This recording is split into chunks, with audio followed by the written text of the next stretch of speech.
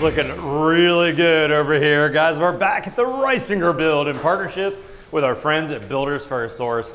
And in this episode, we're gonna talk all about the paint process. You know, one of the best compliments you can get as a builder is you'll have somebody who doesn't know anything about construction walk into a finished home and say, man, that is a really crisp house. And I've gotten that compliment a bunch. I absolutely love that compliment. And it speaks to a lot of things. We're talking about good paint, a good painter, and a good process. On this episode, we're gonna jump into all kinds of stuff. Now remember, this is not a how-to episode, but this is absolutely a why-to episode. We're gonna give you lots of good wisdom of my 30 years to really give that crisp finish for your next build. Today's build show, all about the paint process in partnership with our friends at Sashco. Let's get going.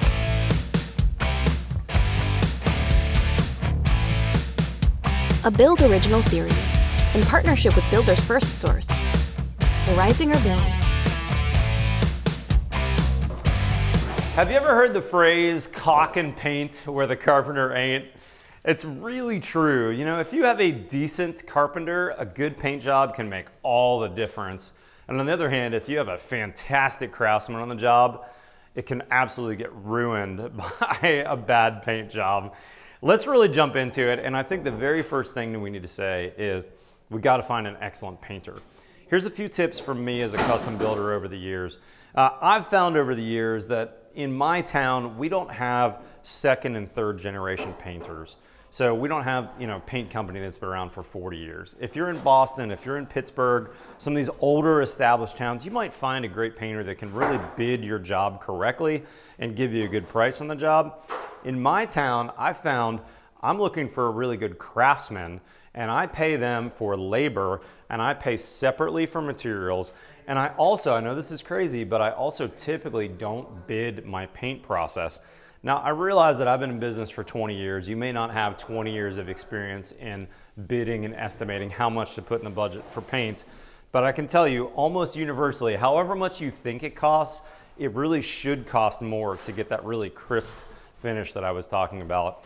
I remember really an interesting client meeting early on in my career, and a CEO of a big tech company, super smart, big brain person said to me, Matt, you gotta be kidding me on this paint budget. Cost plus job, they saw the line items. This is way too much money. And I said, look, trust me, you really want this. We put that budget in. At the end of the job, it cost really close to that. And you know what? When we were all done, the house was super crisp. That house was on an AIA home store. It was just absolutely beautiful when it was all done. So look for a really good craftsman. If you can get them to bid the job, great. But even if they do bid the job, remember that we need to give them some good direction on what we're looking for. And we're gonna jump into some of that today.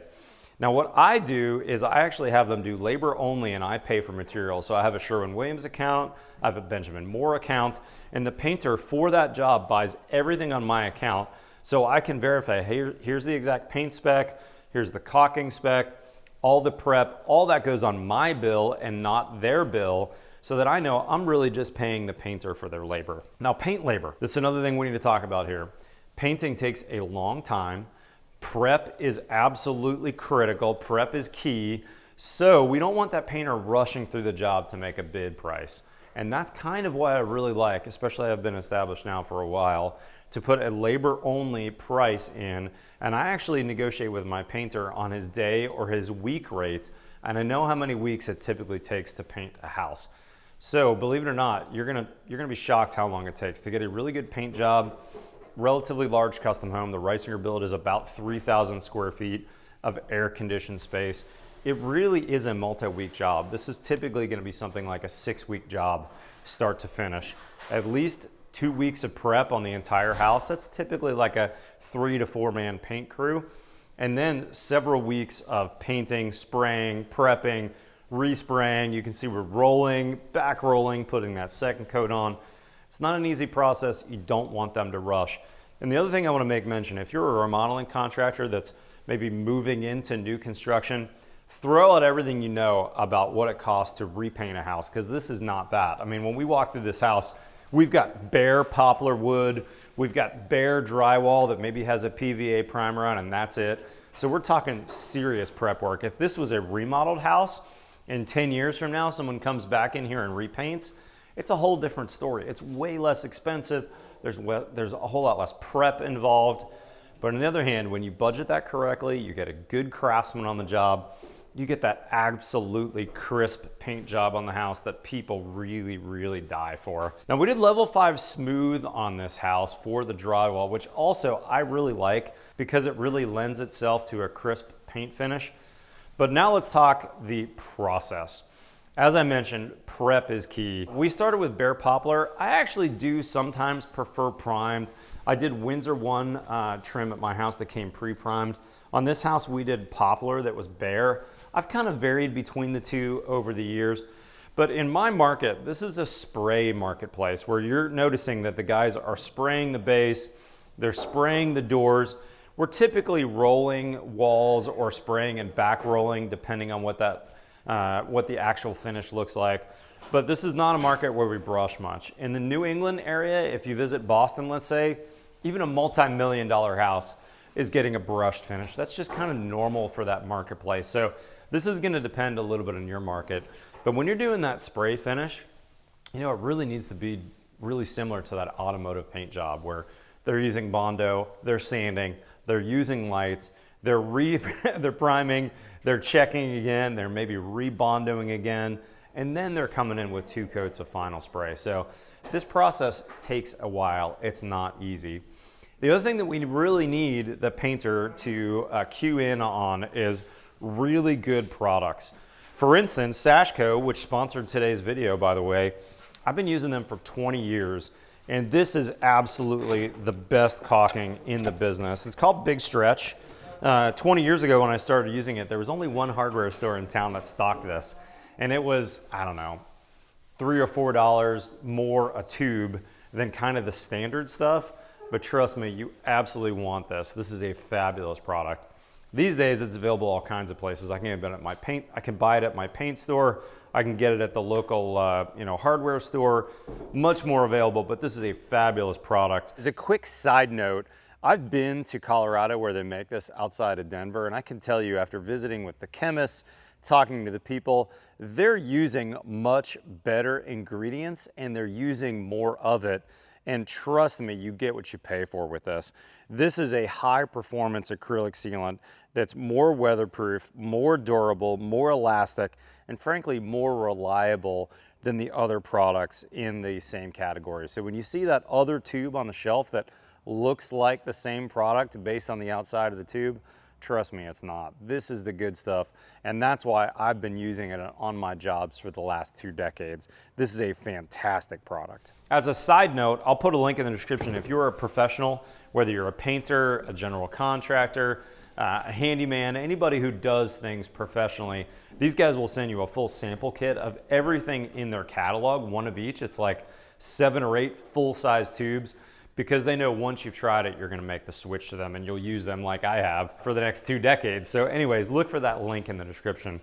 Now, when it comes to paint, I've actually varied a little bit over the years on what I would use, but generally speaking, we wanna spend something like $40 to $50 on a gallon of paint in today's dollars. $40 to $50. I've got like 2019 prices in the back of my mind when I shot this. I needed to update this, guys. I don't know what I was thinking. That's really more like $75 to $100 a gallon in today's prices. Obviously, I've got 5 years ago in mind, so remember, today's dollar is more like 75 to 100 bucks. Let's get back to the video. Anything less than that, I've found you really get what you pay for when it comes to paint. Now, ceilings, we're doing flat on this house for ceilings. We've got some eggshell on the walls, and we've got some semi-gloss on the trim.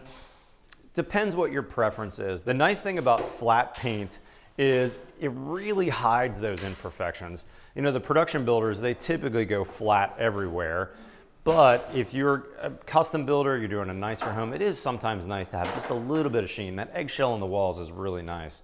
Don't forget though, you need a really good drywall finish because it will show off the imperfections. And the other thing you need to be a little cautious of is we really don't want to come up and just touch up walls after the fact if we have any sheen on the walls whatsoever. We really want that wall to be painted and not touched again. So something that I do is I've got really good trades after the fact. It can be really easy to ruin a good paint job if your trades are sloppy, if your electricians have dirty hands when they're installing those can lights or working in the skylight area, or if you zoom down this wall here that's in the hallway, we haven't painted this hallway yet. You can see all the chalk marks from the carpenters, all those imperfections are there. When we paint that wall, we really want that to be totally untouched and not scraped. So no tool belts in the house. We want soft buckles on people that are working out there. We want guys to be washing their hands often if they're installing can lights or trims later. We really want to protect that. Now there are some custom builders though that will take the house all the way through the paint job after the trades have gone through. That's an interesting idea. You know, they'll install the plumbing fixtures, they'll install the recessed cans, then they'll have the painter come through and do everything, basically masking everything off. That's an interesting idea. I don't do that, but I do have really good established trades, and my paint touch-up is really, really minimal on my houses at the very end for that punch-out phase. Hear that? That's my air conditioner. All right, guys, this is a harder one. I realize not everyone's gonna be able to do this, but when you're building expensive custom homes, having the house conditioned is really important. Now, if you're in a mild climate, no big deal, but we really do want the house not to be cold or not to be hot, right? I really want that house to be like 65 to 85 degrees, and I wanna think about humidity as well. Now, I'm in the hot, humid South. I have a bunch of these 5-ton trailer-mounted heat pumps, which allow me to either air condition or heat the house. They also don't add moisture. You do not want to use a propane heater during the paint phase. It's gonna add a ton of moisture to the air. So be really cautious about that. And you might think about running, let's say, a dehumidifier in the house as well. Now, one other thing I want to mention on these houses, or this house in particular, we don't like shoe molding or extra trim at the floor. So we, on the carpentry phase, put the flooring down first. Go check out that episode. Then we dropped our base right down into place. So that means that the painter and our guys ahead of time, before the paint even, spend a ton of time on job site protection.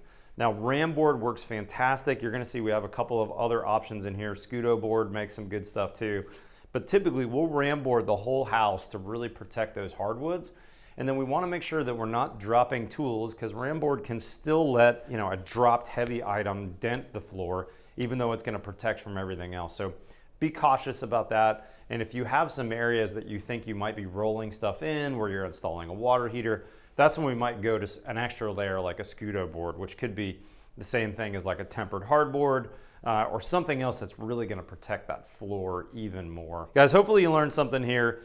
Go for that really good painter. Make sure you budget for a really good paint job. And then lastly, if you're a young builder and you haven't done this before, find that old person painter, that craftsman who really knows what they're doing, and make sure that they help school you. That's how I learned a lot about this. I had this old guy, Tim, he's now retired, who was probably in his 60s when I was starting my construction company, who really sat me down and said, look, I know I could bid this for this, but that's why you don't want to pay this for this paint job, because I need this amount of time to really do the prep right. And really schooled me on different paint, what's the difference, all that stuff. This is all stuff that I've learned over the years.